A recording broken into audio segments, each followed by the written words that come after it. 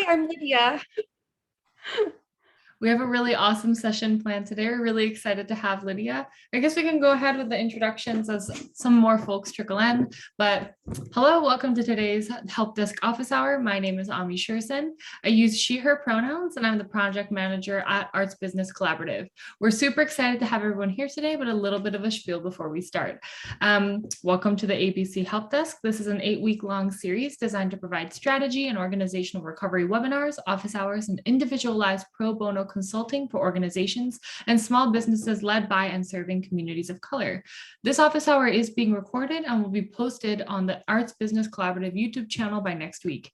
If you'd like your question or portion to not be recorded or to not be public, please let me know and I can remove it from the recording. This office hour is much more casual compared to our standard webinar, and we want everyone to engage and ask questions. So please feel free to either unmute yourself or put your questions in the chat box. This year's Help Desk is brought to you in thanks to the M&T Charitable Foundation, Hill Capital Partners, Amalgamated Bank, and Empire State Development Corporation. If you're interested in applying for the ESD Small Business Pandemic Relief Grant, ABC provides free technical support. You can learn more information and connect with us by either private messaging myself or emailing services at Arts Business Collaborative. Now I'm super excited to pass things off to my colleague and friend, Lydia Blankenship. Hello, everyone. Do you want me to go ahead and share the presentation, or you want to do your little intro? I'm Lydia Blankenship. I am the executive assistant to the CEO of Arts Business Collaborative, Kat Bloomfield, and I come with a little bit of a history of health sciences. I used to be a personal trainer. I've also worked in administration in colleges and universities, as well as a couple of other capacities doing strategy, organization, operations, things of that nature. I really am very passionate about people, passionate about making processes work for people, not the other way around, and really making sure that things are efficient, smooth, and just kind of like really uphold the values that people have for their companies. And so those are things that I'm really passionate and excited about. I'm a huge extrovert, so I'm always down for questions, always down to talk through things and explain anything. I don't know everything, still a continuous learner, but I like to share some of the things that I've learned, seen that go well, that do not go well, etc. But yeah, that is a little bit of a spiel about me. Yeah, let's get started. I also have to give a big shout out to Lydia. Lydia is one of the most thoughtful and really organized and detailed people I've ever worked with. And I think in terms of creating administrative foundations and organizational foundations, she is definitely the person to ask any questions about, because she's just so great at problem solving and thought partnering. So if you have any questions, I know that there's a handful of folks here that are starting their own organizations. Lydia's your girl. She just knows so much. So would you like me to open up the floor for questions first, or do you want to go through the PowerPoint? Let's start and just see if there's any questions to start, and then we'll kind of work from there. Awesome. So if folks have any questions, you can unmute yourself or you can put it in the chat box. We ask that you also talk a little bit about your organization and yourself, so we get a little bit more framework.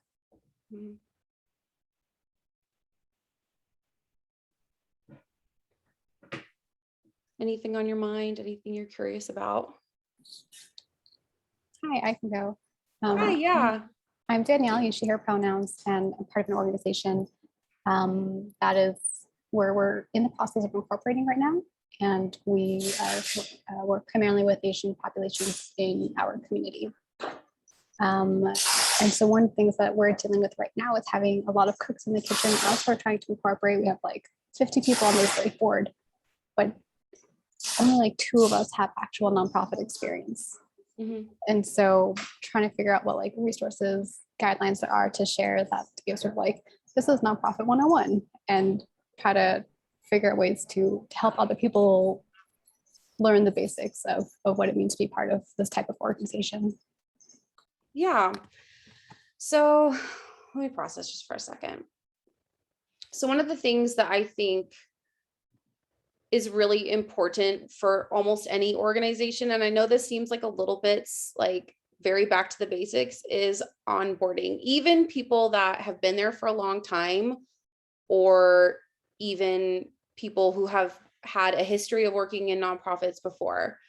I think that having a set time and a set place to decide how people are going to on ramp, even if they've been there, is really, really important to still to kind of create clear boundaries and guidelines for how the process is going to move working forward.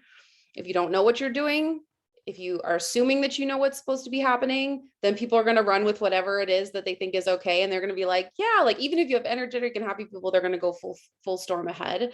And so actually taking the time to pump the brakes a little bit and say, like, this is how we operate, this is how we're going to collaborate, this is how we're going to communicate, and this is how the priorities that we have moving forward. And kind of like taking the time to make sure that all of those things are kind of fleshed out really, really helps to keep people from kind of going off in different directions and having to constantly feel like you're pulling. I call it like cat herding, but like pulling people back kind of like towards the center of whatever the goal is. So yeah, actually, if you want to go ahead and like pull that presentation up, I have a little bit of a visual that I think is helpful. I made a presentation because that's my vibe. One second. I feel like I'm in tech right now. Okay. No, it's okay. It's okay. Go ahead and scroll a little bit forward for me. Looks beautiful. Stop. Yeah, right there. Okay. Yeah, there we go.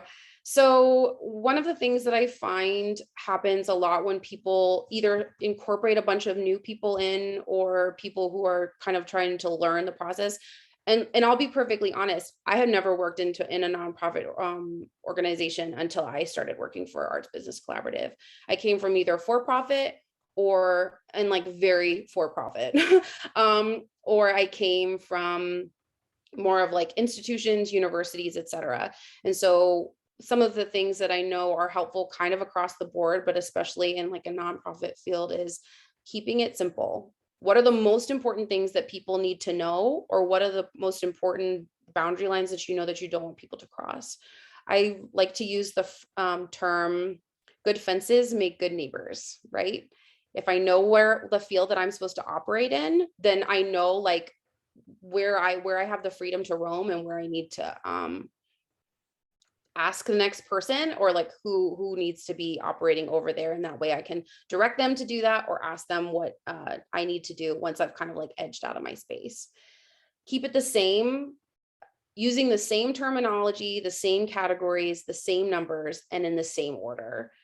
Oftentimes I find that when people join a new space, they'll find that the same kind of structure or the same entity might have a couple of different names. It's found in a couple of different places.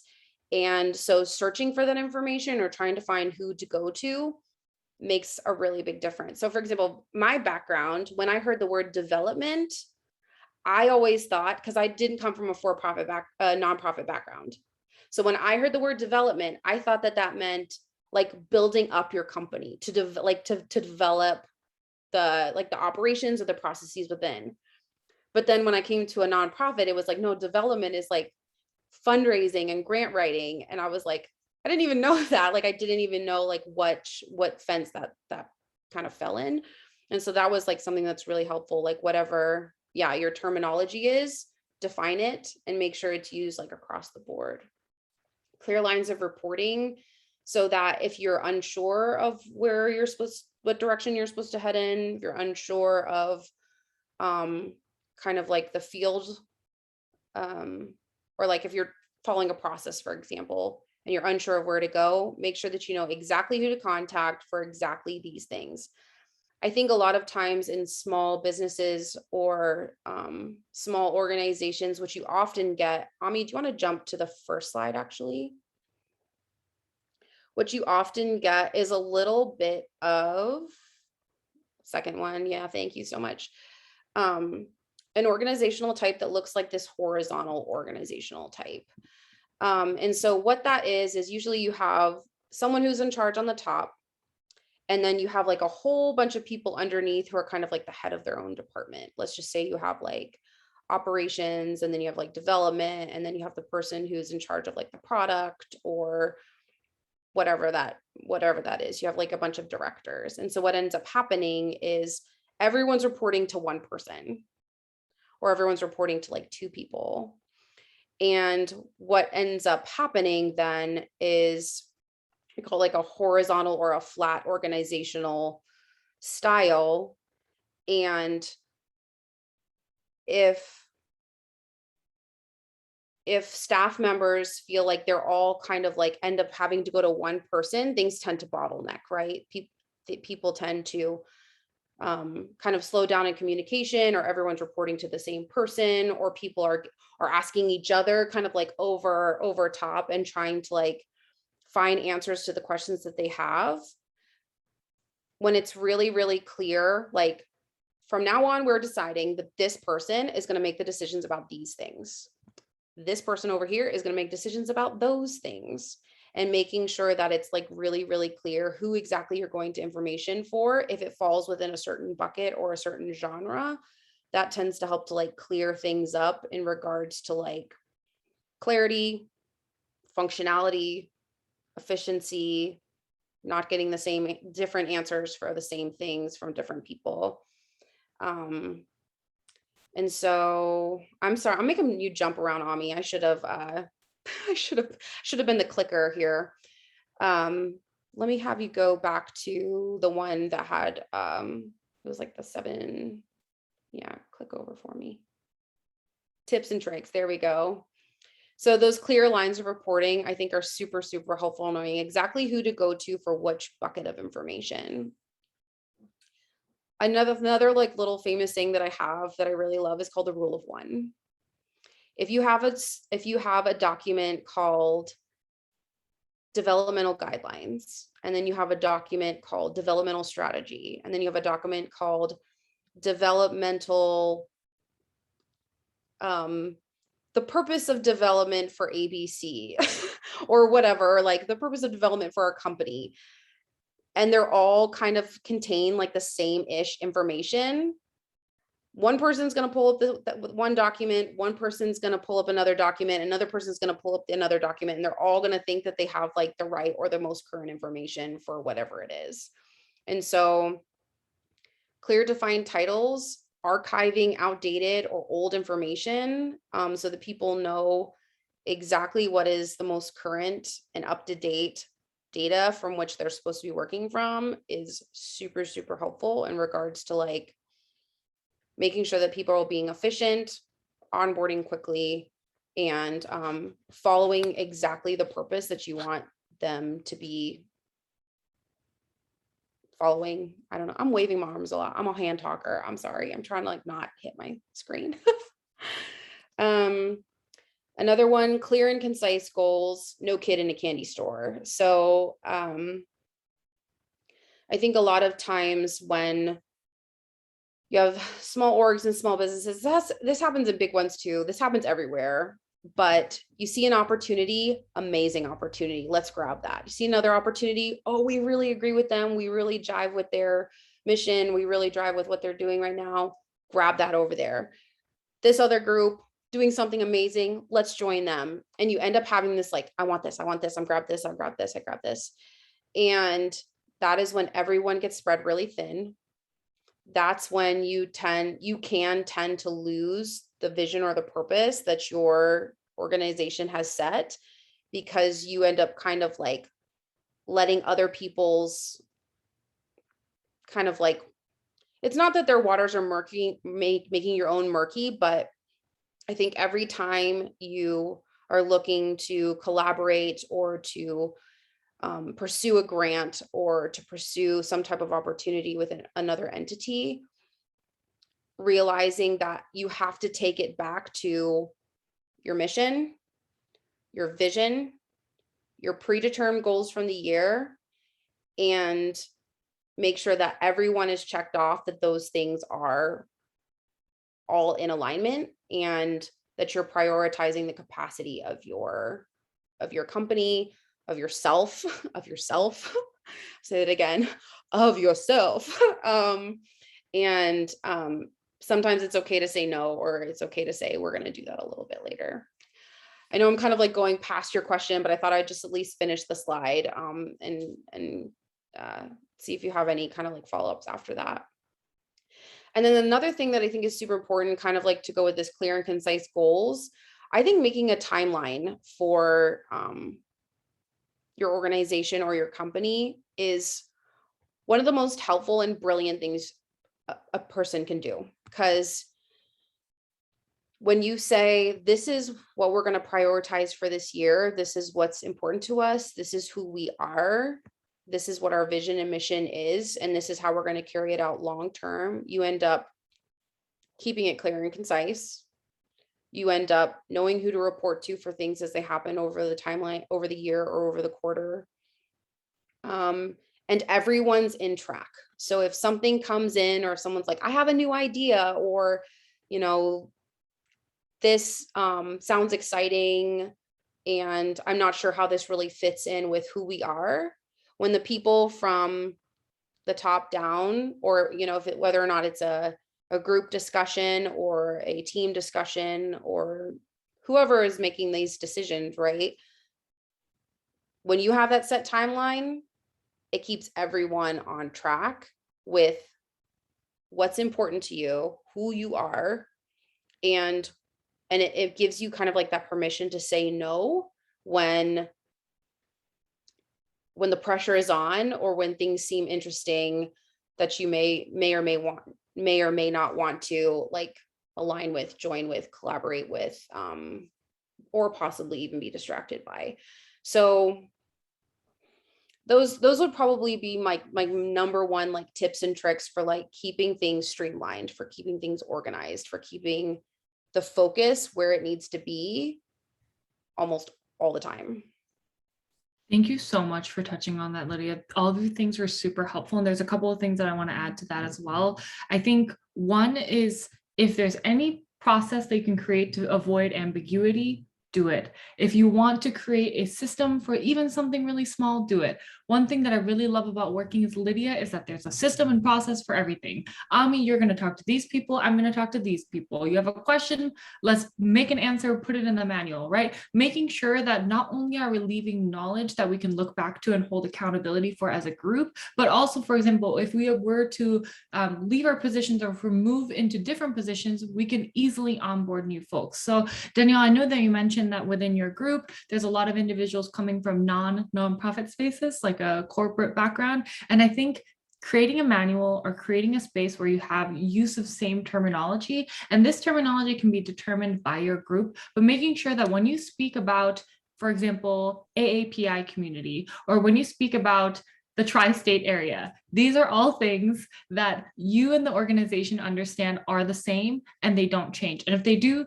then it's less of a kid in the candy store, and it's kind of like, you got to be the parent, right? And so if there's any questions that you have specifically about the types of documents you could create, again, Lydia is just so good at all these things. But want to pull out from the chat, Kat wrote, workflow and communications documents are becoming ABC's baseline collective talking points. Yes, absolutely.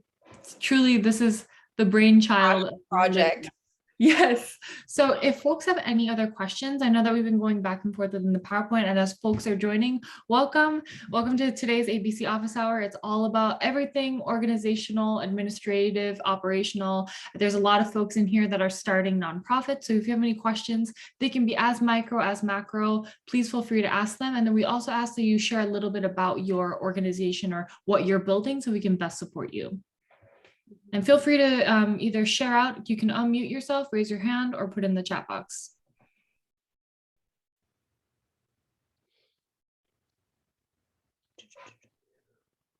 I can also, if you want to go back, we can maybe hit like the second PowerPoint page. And then if we can just sit on that for a moment, people can read through it. If it sparks a question, we can go through there as well. Yeah, of course. And the PowerPoint that Lydia has created has just been really helpful because it takes these really difficult processes and thoughts and makes it make sense, which is the theme of really, really good administrative foundations. So which PowerPoint do you want me to go to? Go to the, I think it's the third page, possibly. Something else I'd kind of like to add when it comes to informational output for your company or your organization. One of the things that I find particularly challenging when trying to collaborate with other people and organize information is when it's held in multiple different settings or multiple different formats. So never mind the sometimes similar docs can all be named similar things and you don't know what you're pulling from where. But for some people, it's an emailed PDF. And then for some people, the information is in a Google Doc. And then for some people, the information is just like word of mouth, right? And tracking down information is a time killer. It is such, these are things I don't like. These are things I am like the warrior princess, and I will make sure that we don't spend, I don't want to spend time for people having to just find information. And so one of the things that I have always found particularly useful is having either a search all with the most updated information or some type of like catalog or manual. I have created several of these and I find them to be just the most helpful thing because they have the most up-to-date information all in exactly one place. So for example, I used to work for a very large for-profit company, and one of the systems that I kind of realized was they had only a verbal, like it was like a verbal walkthrough for training. And so every time someone learned a process for how to do something, it was someone sitting next to you at a computer or someone training you online for how to do something, and you never had a place to kind of like go back and research this information. And so we created a catalog, and it had graphs and charts of like how to do everything, screenshots of everything. We created a whole system for where to find it, but it was on one document.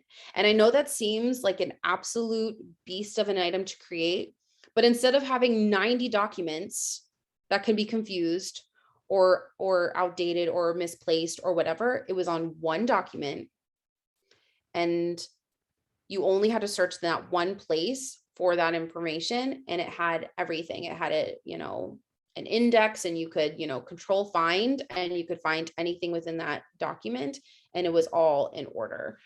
And so, yeah, that's just a little tip trick. Instead of having 90 documents for how to do different processes, put it in one doc. And for a lot of people, I have found that to be very, very, very helpful. I don't know, Lydia, maybe it's you're the person that shared like the keep it simple. Yeah, Right? Keep it simple, stupid. Keep it simple, the KISS method. It's the keep it simple. I won't use the last word, but keep it simple, sweetie, or something. But from the South, sweetie. But yeah, I think that using fewer words, if you can take a 2-page doc and make it 1-page doc, the best. If you can take 10-step directions and try to make it 5-step directions, as long as it's clear, do that. And Kat, yeah, only one person edits it. Another thing that I have done with our ABC catalog is linking live documents that I know specifically belong to specific people. For example, like our HR department. HR, they got their own thing going. I'm not messing with HR. I don't do HR. But all that information is in the catalog, but it's linked to a place where only HR can touch that information. And it automatically is updated into my catalog as HR updates it. So I know that no one's going to be messing with HR stuff other than HR, and it's always going to be live, accurate, and present for anyone looking at our catalog or our manual within ABC. Awesome. Yeah, yeah. I'm reading through these comments. Oh, good. So the next question that we have is from Danielle, and I'll actually pass this off to Kat, who is our CEO at ABC, but any tips for creating an organizational structure that doesn't fall into white supremacist norms? Okay, Where's Kat I'm at? unmuted. Yes. Okay, good. So I read that question and I was sort of like, white supremacy is so pervasive in so many pieces and places and all of that stuff. So it's almost like one has to like decolonize one section at a time. And so the question, so the answer would be like, which part, like which part of the organization? There's a lot of ways, there's a lot of traditions one can lean into as alternatives, and there's a lot of things that groups of people have created, but it really is like, it's really specific. Like it's really specific. I would also suggest that looking through all of the help desk videos and the people who have been featured on those, like we all, like ABC does everything or attempts to do everything through a racial equity lens. So when we have a marketer, we're talking like that marketer is focused on marketing that is like not adhering to white supremacists capitalist patriarchy, you know, because we got to add the extra sections. But, you know, so it's sort of like, because of its pervasiveness, having the subject matter experts like go into like, this is what like non-white supremacist structures might look like in this specific area. And so when you ask me, like I could answer that question when it comes to fundraising, when it comes to board development, when it comes to, yeah, mostly those things. So if that's the question that, one of the questions you're asking, then I can definitely answer that question.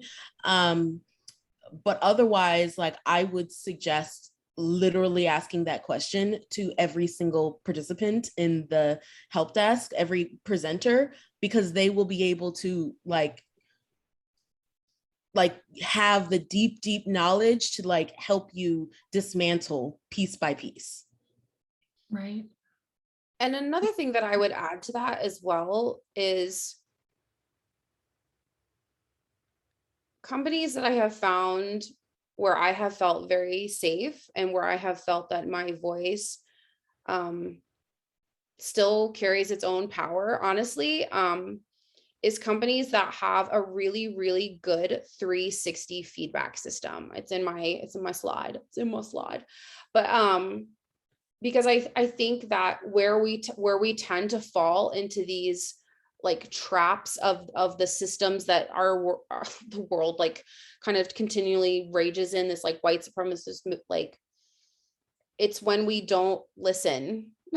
It's when we don't care about everything tends to like funnel from the top, and we tend to stop listening to like what people are experiencing in other areas of company, corporation, organization, whatever.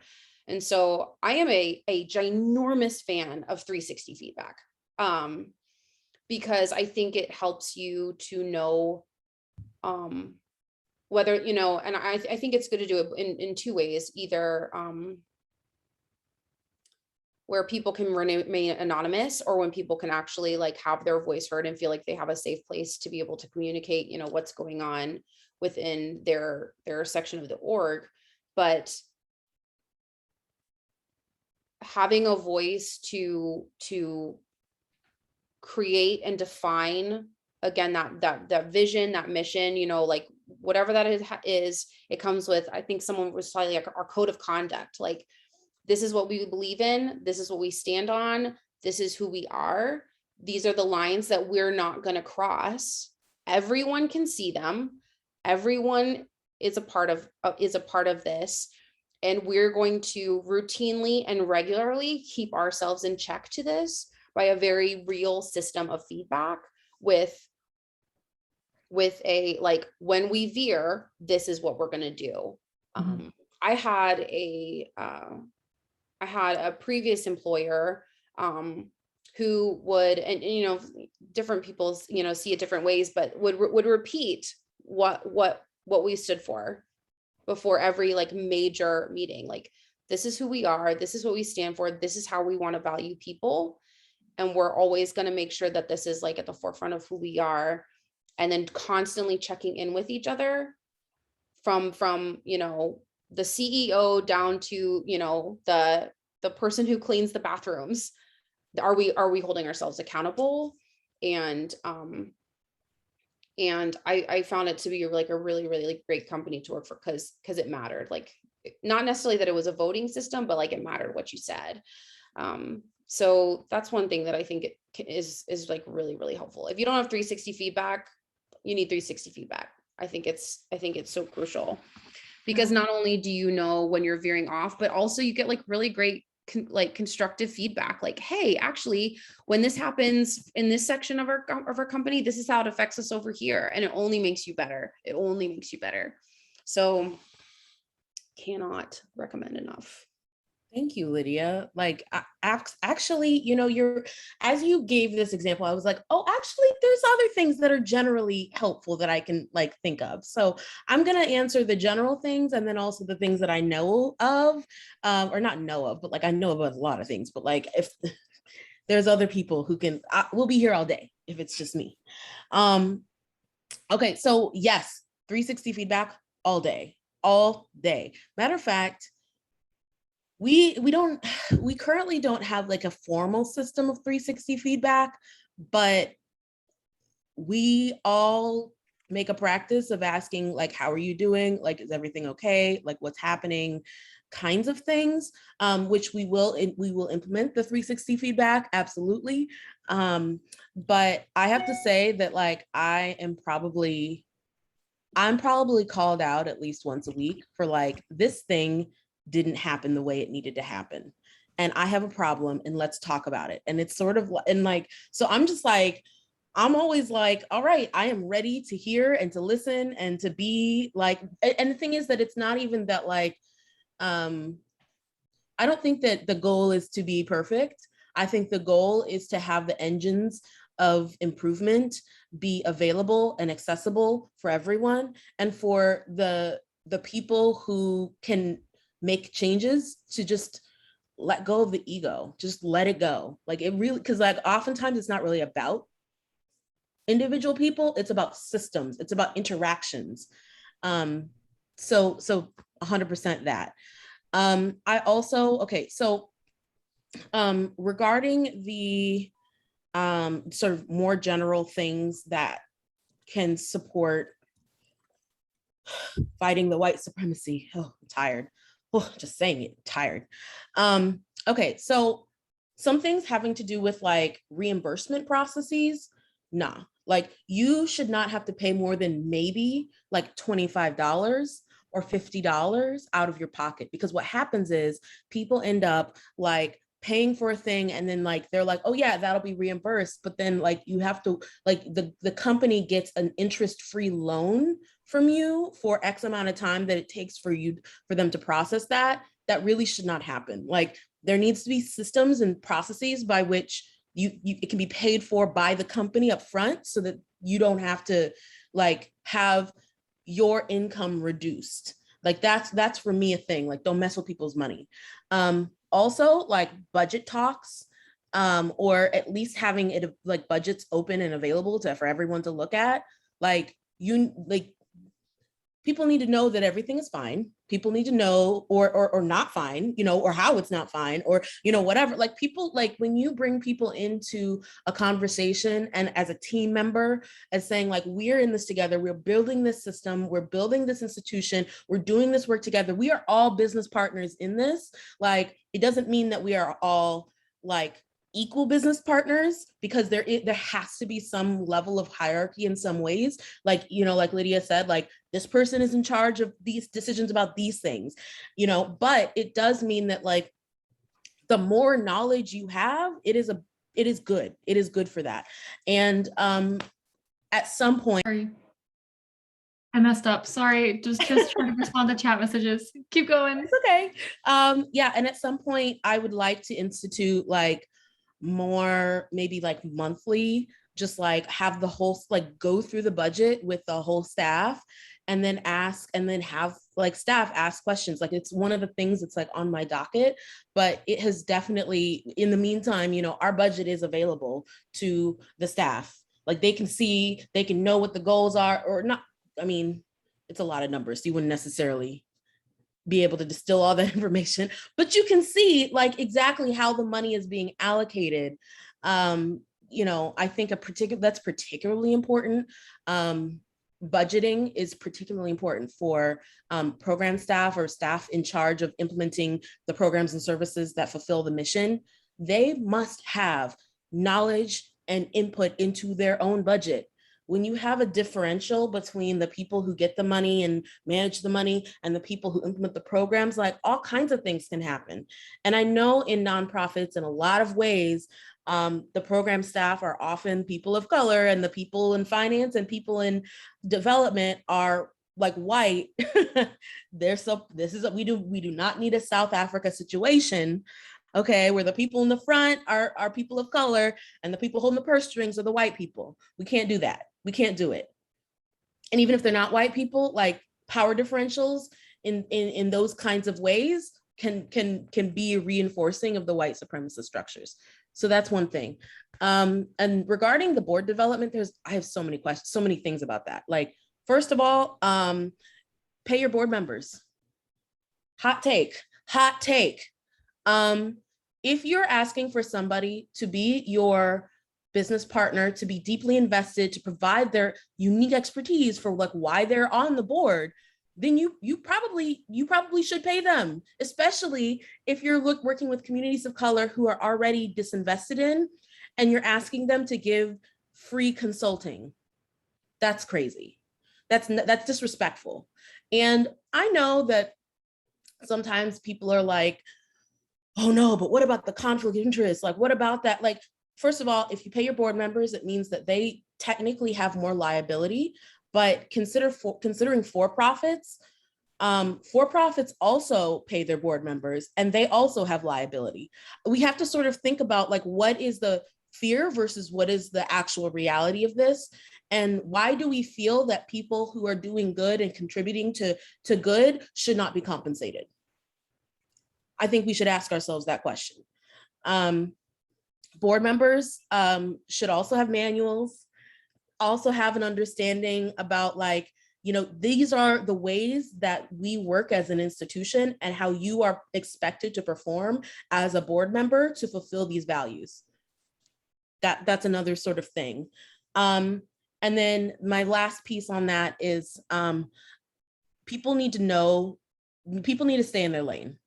Board members are not operating the institution unless that's what they were, unless they are hired or not hired, or hired, or if they're consulting in some, like if that's what, like, but that's a separate contract. But like board members, like straight up, like they are not operating the institution. They are there to oversee the CEO. They're there to protect the mission of the organization. They're there to make sure that the organization is following all the appropriate laws and like compliance kinds of things, but they're not over here being like, I want to make a program and we're going to do this.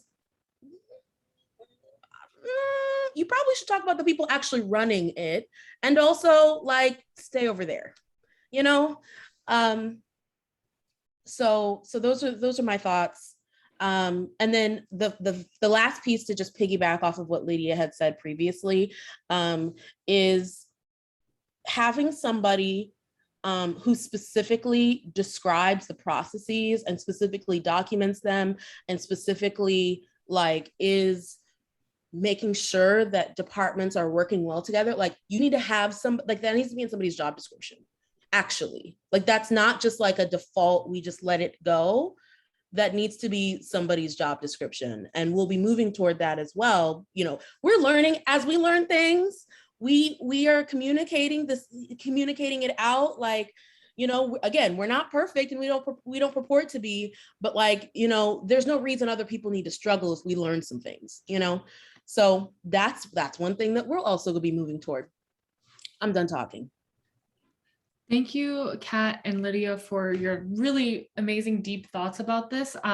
We have about 3 questions left, so I want to get through them before the end, but I just want to highlight a couple of things, and Danielle, I'm also happy to connect offline as well. But when thinking about how to dismantle white supremacy within a workplace, think about, what does white supremacy look like at work?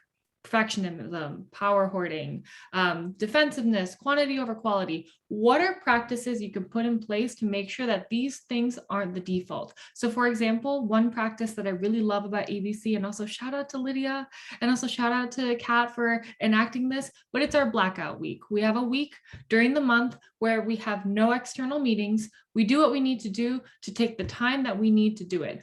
These kind of practices are what dismantle white supremacy. As we say in the organization, we're administrating our way through liberation to liberation. So admitting our way through justice, right? So I hope that was helpful. Please feel free to connect with me offline. Yes, absolutely. Now I'm gonna go to Nancy's question. They say, since we're a collective made of people, we recently collectively made a document that is a code of conduct and also explains how we'll handle conflict and how people can join the collective. I feel like having more processes going forward would be helpful and would love more of ABC's examples, because I feel like it is difficult to know sometimes what really does need to be streamlined until an issue arises, and would be so much better to be proactive in everything we do. I will pass things off to Lydia, and I also want to note that we do have 15 minutes left. Want to make sure that we get to everyone's question, but Lydia, myself, Kat, we're happy to connect offline about these questions as well. So pass it off to you, Lydia. Can you go to my slide called bottlenecking? Yes, I can. 1 second, When please. things tend to when things tend to stop. So yes. So one of the things that I have found incredibly helpful when I call it starting the catalog, starting the processes, is for every bucket of, actually, my dear friend Ami, will you go back to the one that has the buckets on it real quick? I split everything up into organizational buckets. So if I am worried about a issue or a problem arising, I realize that I'm not going to be able to catch them all, right? But for every single one of these buckets, you want to screenshot this, go ahead and screenshot this. I will share this slide later. So for most orgs, these are the buckets you're going to have: admin, operations, development, marketing, human resources, finance, legal, business, on and on. And then I basically have like 10 prompts under each one of these. How do we onboard? Onboarding is one. How do we pay people who are in this department? How do we communicate with this department? How do we collaborate with this department? How do we reach out to these people, and when? There's just like a couple of little tick, tick, tick, tick, tick, tick. I wish I had written out like the kind of like the 10 prompts that I have, but I have like a 10 prompts. I can send that later if you'd like. I'm sorry that I forgot. But each one of these has 10 prompts, and then you answer all of them. And that's like the start of your catalog. How do I interact with each of these buckets of information, and who is in charge of each of these buckets of information? And you tend, if you kind of, and I'm answering all of those 10 questions under each of these buckets, you tend to hit almost every process that you may or may not miss. So, who do I get in contact? How does this process work? How do I receive or give information? How do I collaborate with this group? And you tend to kind of cover all of your bases in that way. Now we can go to the bottlenecking one, Ami. This is when these are usually the places where people tend to find that they miss things. This is where the problems typically tend to arise. So again, you can screenshot this one as well. No clear direction. There's a lack of strategy, or kid in a candy store. This is probably the number one where I see things tend to be like, I don't know how to move my way forward.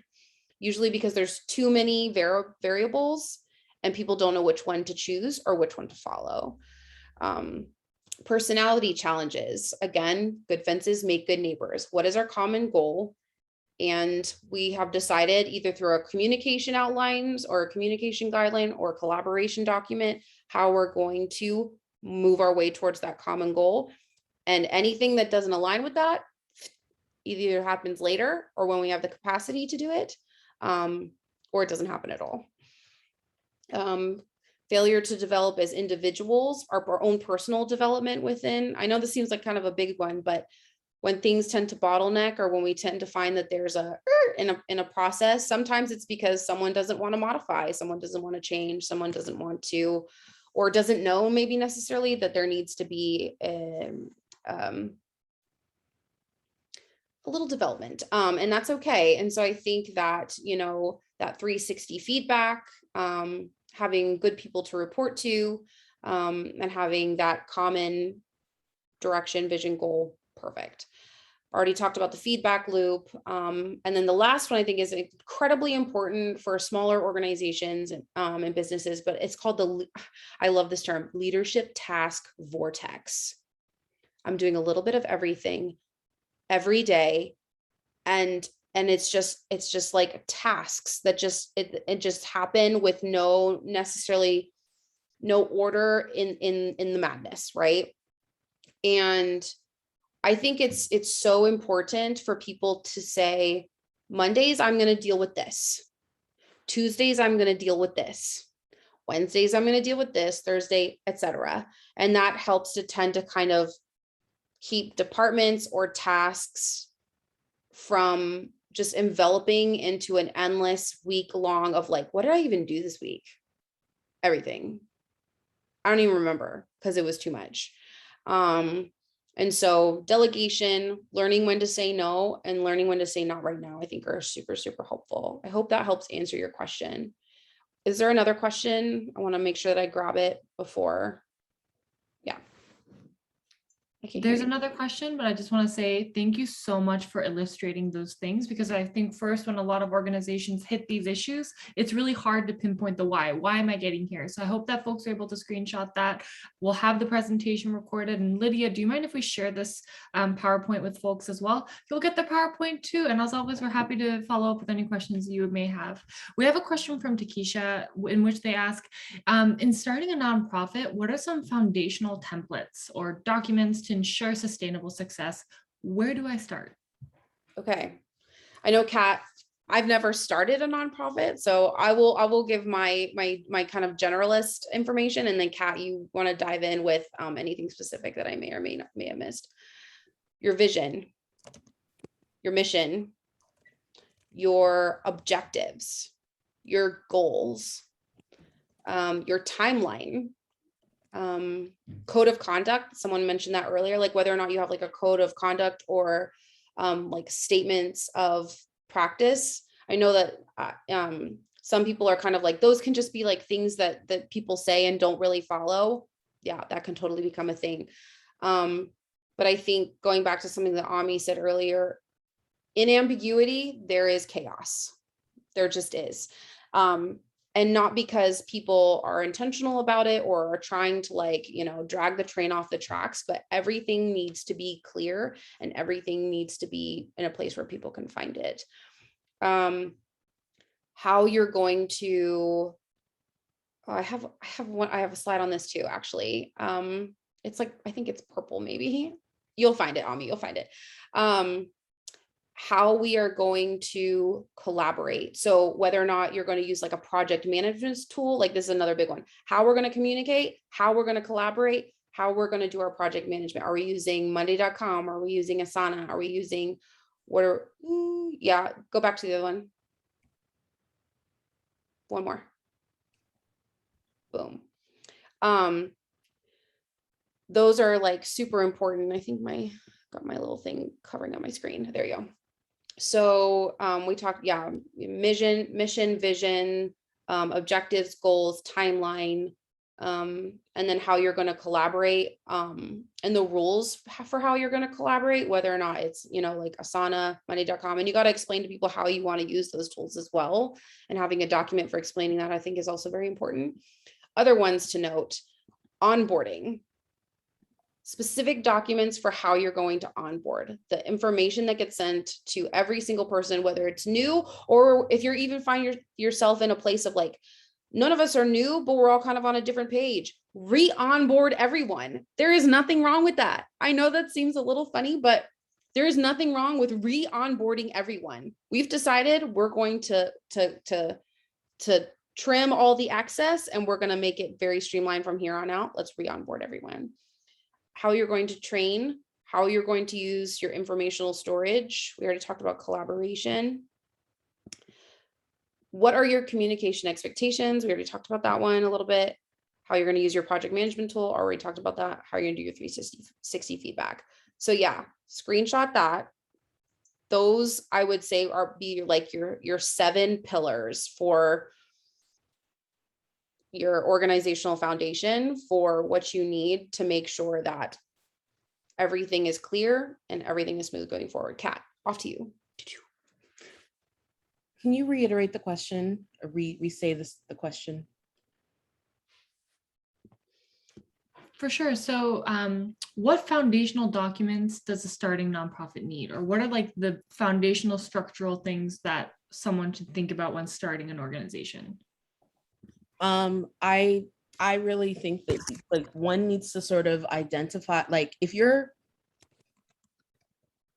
because you're sort of starting and you may not have all the structure together at the beginning, it's important to write down all of the tasks and all of the responsibilities, and then look at all of those things and say, okay, so let me group them, and like who is doing all of those things. Even if it's one employee is doing all of those things, you at least know that you've got the buckets of the tasks, so that when you have the buckets, when you have the money available, you like, or the resources available, then you're like, great, this is a project manager, this is a operations manager, or or whatever, right? Like because often the problem, like one of the challenges with particularly POC-led organizations is that there's the founder is used to doing so much for so long that they didn't plan for like, okay, but like what happens when you don't have to do things out of like necessity, and also it gives you a goal. Like, I don't want to do all the jobs all the time. How do we figure that out? And that can be, I definitely suggest, signing up for a one-on-one with Shadena, our HR professional. She can talk to you about the building of job descriptions, the developing your staff, and putting development plans, talking about the 360-degree feedback, like all of that stuff. Yeah, for brevity, I think I'm gonna stop talking. That is all super helpful. Thank you so much, Kat and Lydia, for touching on that. And also, as I said, Lydia has a document for everything. So we're going to send out that PowerPoint because it's so helpful. And finally, Joanne, your last question. So take it away.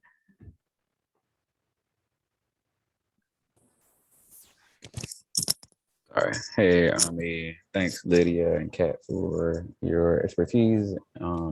One of the things that I am interested in is this conversation around small business owners and small business entrepreneurs. And so we talk a lot about the operations, but in these cases with small businesses, it's usually just one person doing all of the things.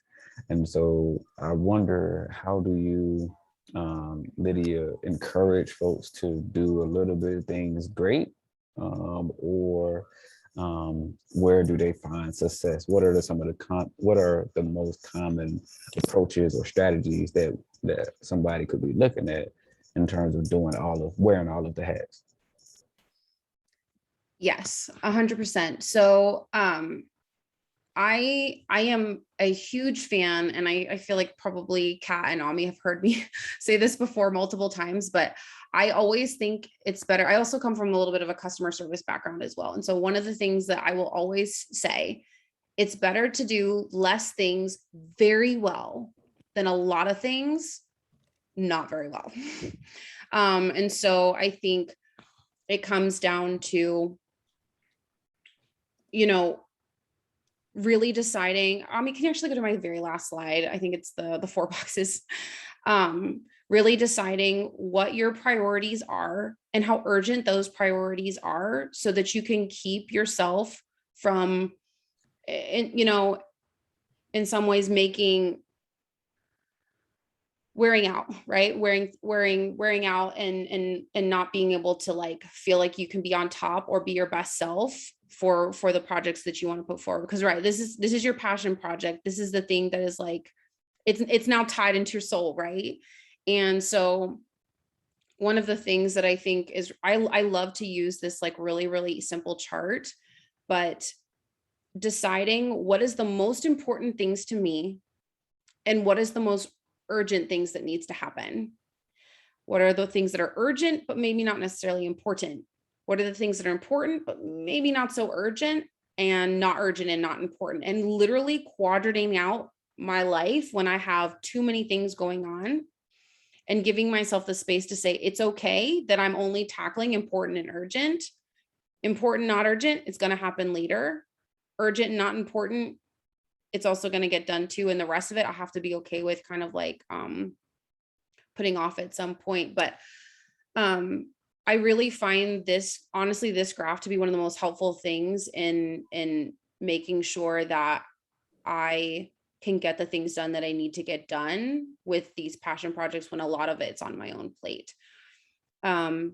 So, you know how we talked about like the buckets before, even if it's for your own personal self, decide what of your buckets needs to go in these 4 quadrants, whether it's like really right now, I need to really work on my operations and development. Those are the most important and the most urgent things that I need to do.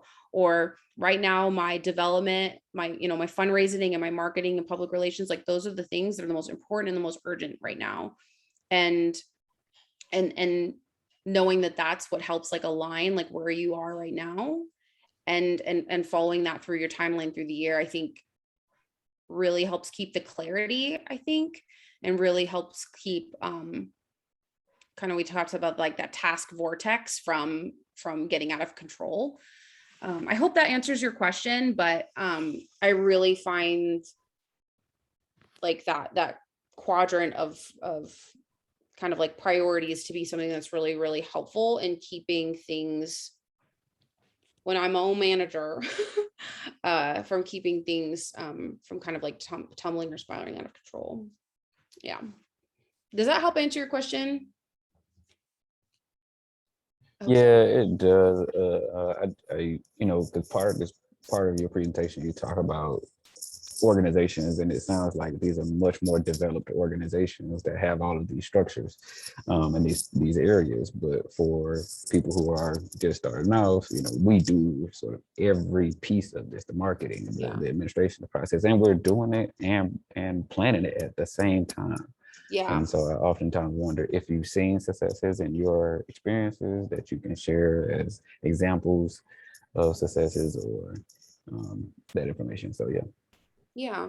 Kat, you want to jump in here? Yeah, I mean, I can speak on that as the founder of ABC with no resources at the beginning.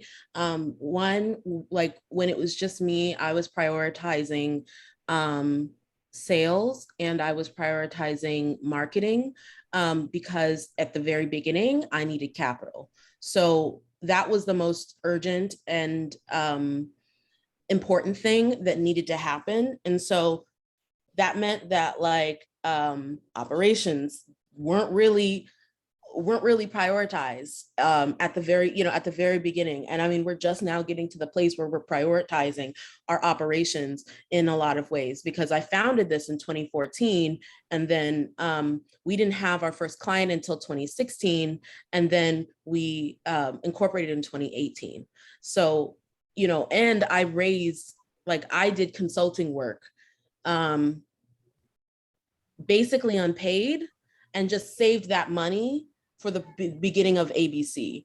And so when I went to ABC full time, I had $25,000 in the bank, and I was like, we're gonna do this.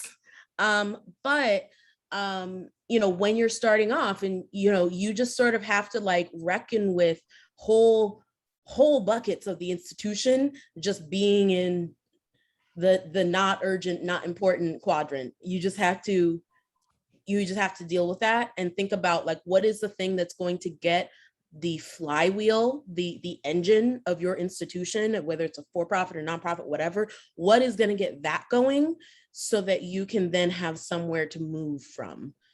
We're in a capitalist society, like money is central. You got to get the money. So does that mean developing your product really well so that you can then sell it and then get money? Great. If it means like developing your service well, like your product or service is probably going to be the most important and urgent thing. And then the marketing of that and the sales of that. So, you could be all kinds of, you're going to be rickety. You just have to expect that you're going to be rickety at the beginning and for a while in the startup phase. You're just going to be rickety. And, white people are allowed to just be rickety for a long time. They can just be like mediocre all the time. But like, it's sort of like, this is part of the development process when you're building things. And especially if you don't have generational wealth, to just start hiring people and like making infrastructure and having the mental space, aside over and above, like I need to go and like feed myself and pay my rent and potentially take care of my family. Right. So, it gets, when you're a small business owner, when you're starting, prioritize the things that will get you the money, that will build the flywheel first and foremost. And, it may be years where you're like that. Years, like 4 years for me. Like we were like that. And we even have clients until 2 years in because we were building the product and building the services. So it's like, you have to just give yourself that grace. Thank you so much for speaking to your personal experiences building ABC, and then also like the advice that you bring into the space. It's super duper helpful. Thank you so much. And with that, sadly, we're at time, folks. Thank you so much for joining us today. Thank you, Lydia, and thank you also, Kat, for speaking to operations as well as administrative support. If people have questions, Lydia, can people email you?